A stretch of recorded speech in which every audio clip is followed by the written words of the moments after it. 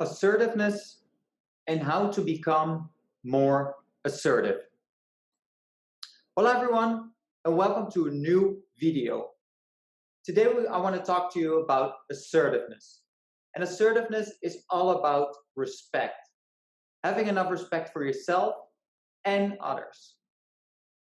Now what I see a lot with my clients is that they have a lot of respect for others, but just not enough for themselves.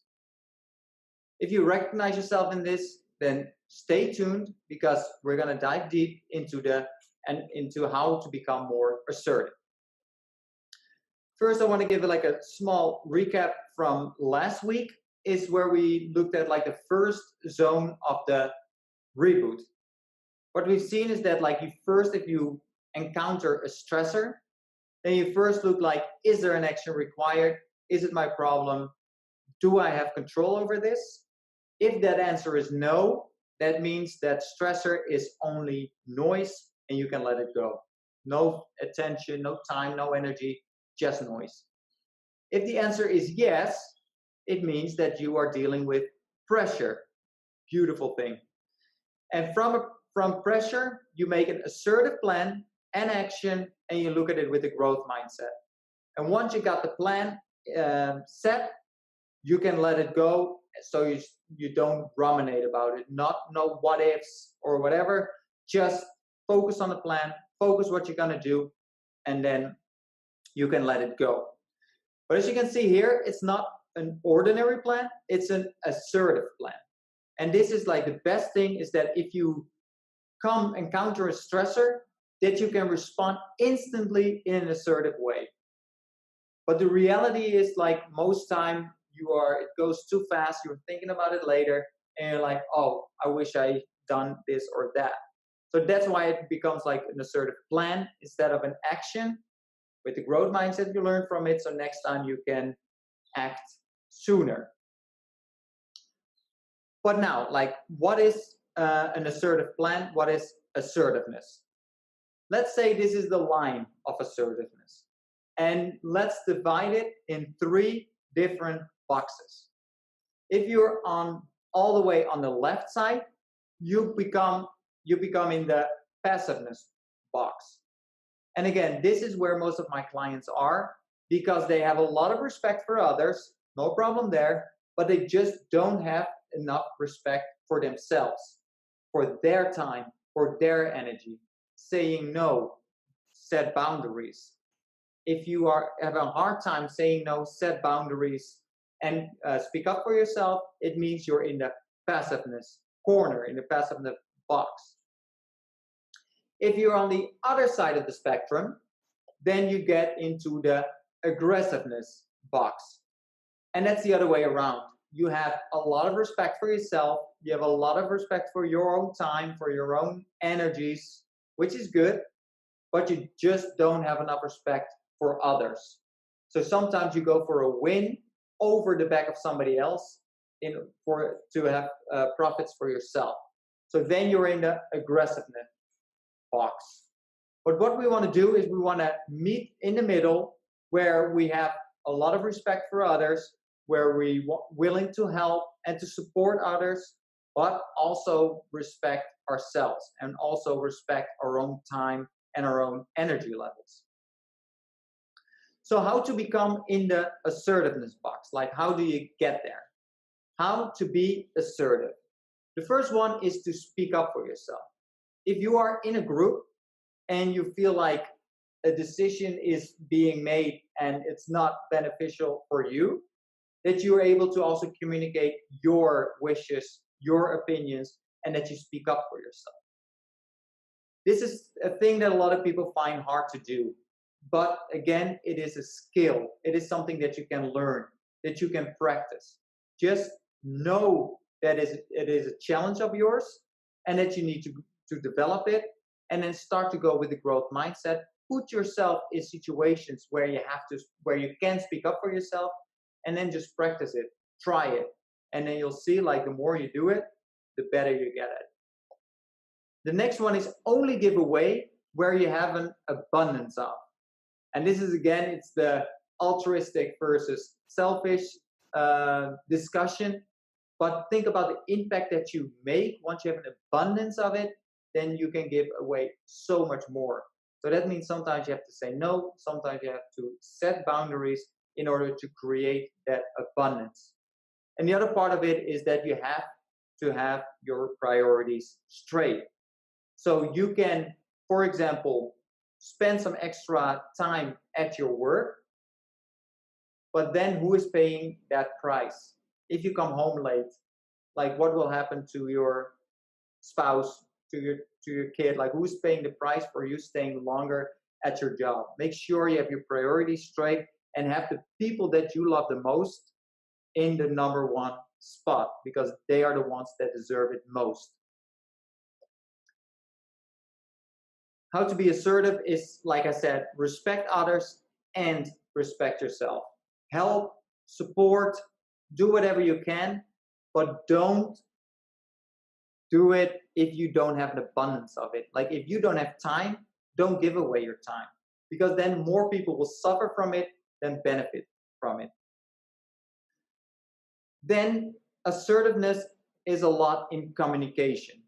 You can say no in a very nice, genuine way without hurting anybody's feelings.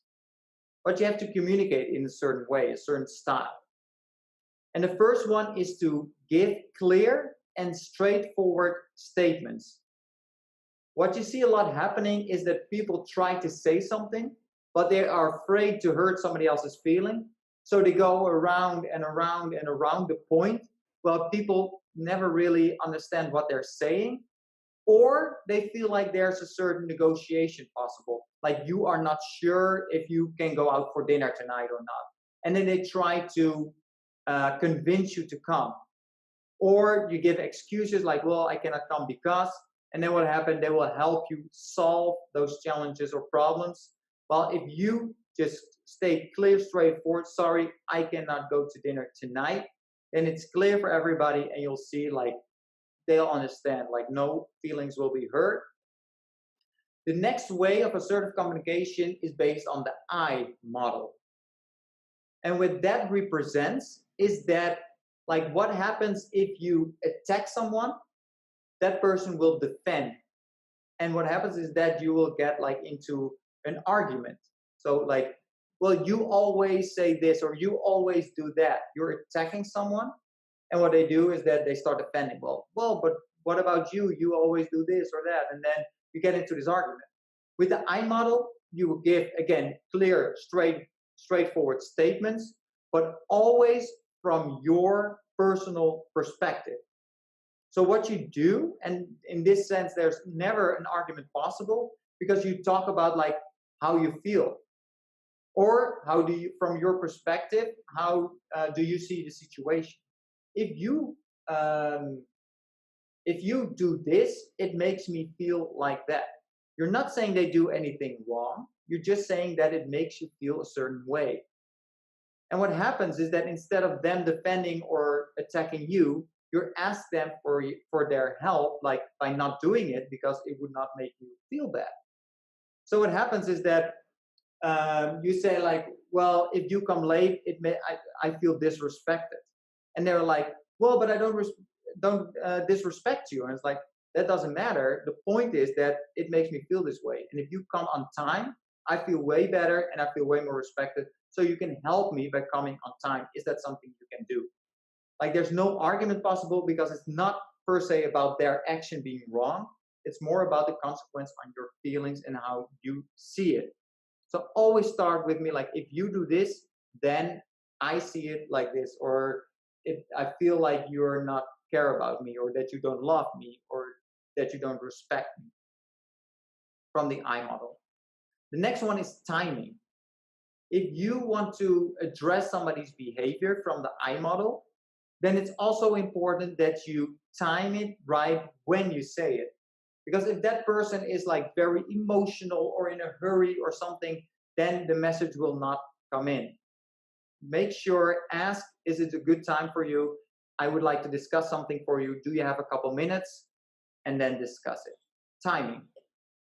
And the next one is set boundaries.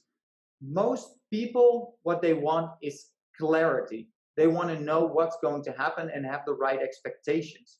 And if you have, again, the clear, straightforward statements in the I model with the right timing, you can set boundaries and people appreciate it because they know what to expect. They know what's going to happen. Set clear boundaries is assertive communication.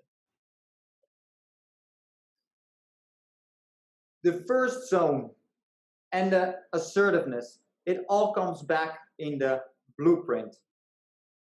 So make sure you download this. This is like a very short lesson on assertiveness. And it's knowing it is one thing, but like practice it. You can become assertive. And with my clients, like if I encourage them to be more assertive, to communicate in a different way, set more boundaries, they always come back to me as like they totally understood. Like I thought they were going to be upset, but they weren't upset at all. But what you need to do is to get out there and start practicing, start communicating, start giving clear, straightforward statements, and stop going around the point, but just make your point. If you have any questions about it, you can always email me, always contact me, and I will try and help you and serve you the best way possible. So go out there, try to be more assertive, respect others, respect yourself. Make sure you make the biggest impact possible and make this world a little bit better. Good luck, and I'll see you next week with a new video. Adios.